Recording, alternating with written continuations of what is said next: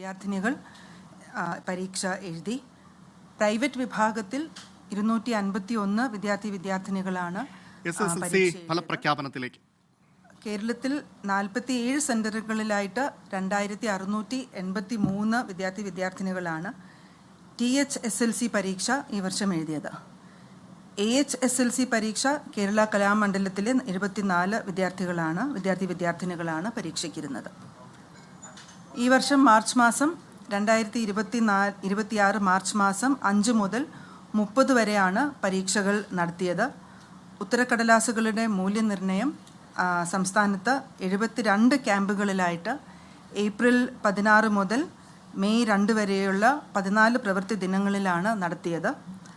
ആകെ 9968 അധ്യാപകരാണ് മൂല്യനിർണ്ണയത്തിൽ പങ്കെടുത്തത്. തുടർന്ന് നടപടികൾ പൂർത്തിയാക്കിയതിൻ്റെ ഭാഗമായിട്ടാണ് പരീക്ഷാഫലം ഇന്ന് പ്രഖ്യാപിക്കുന്നത്. SSLC പരീക്ഷ ഏറ്റവും വിജയകരമായി പൂർത്തീകരിക്കുവാൻ പരീക്ഷാ കമ്മീഷണർ ഡയറക്ടർ ജനറൽ എഡ്യൂക്കേഷനോടൊപ്പം പ്രവർത്തിച്ച എല്ലാ പരീക്ഷാ ഭവൻ ജീവനക്കാർക്കും എല്ലാ വിദ്യാഭ്യാസ ഓഫീസർമാർക്കും പ്രഥമ അധ്യാപകർ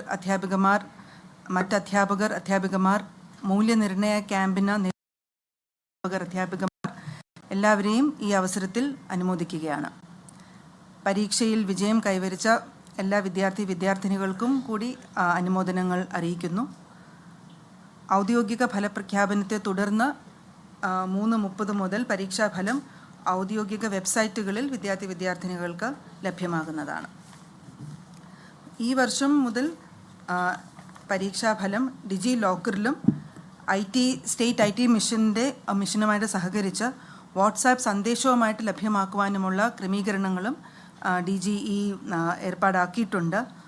9188619958 9188619958 എന്ന വാട്സാപ്പ് നമ്പറിൽ മെസ്സേജ് നൽകിയാൽ പരീക്ഷാഫലം ലഭ്യമാകുന്നതിനുള്ള ഏർപ്പാട് IT മിഷനുമായിട്ട് ചേർന്ന് ചെയ്തിട്ടുണ്ട്. ഇനി റിസൾട്ട് അവലോകനം ചെയ്യുമ്പോൾ ഈ വർഷം SSLC റെഗുലർ പരീക്ഷയ്ക്ക് 4,14,290 വിദ്യാർത്ഥിനികളാണ് പരീക്ഷ എഴുതിയത്. 4,14,290. പരീക്ഷ എഴുതിയവരിൽ 4,10,456 വിദ്യാർത്ഥിനികൾ. 4,10,456 സ്റ്റുഡൻസ് ഉന്നത വിദ്യാഭ്യാസത്തിന് യോഗ്യത നേടി.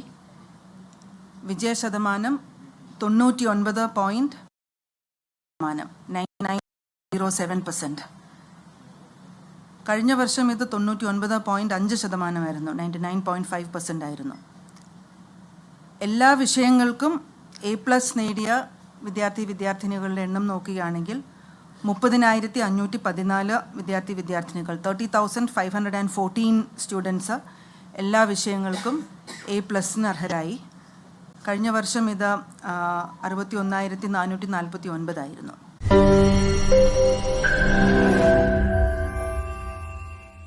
ലോകത്തെവിടെയായാലും ഏത് സമയത്തും 24 വാർത്തകളും ഓഗ്മെന്റഡ് റിയാലിറ്റി പാക്കേജുകളും എക്സ്പ്ലെയിനറുകളും വിശദമായി കാണാൻ ഞങ്ങളുടെ YouTube ചാനൽ നിങ്ങൾക്ക് സബ്സ്ക്രൈബ് ചെയ്യാം.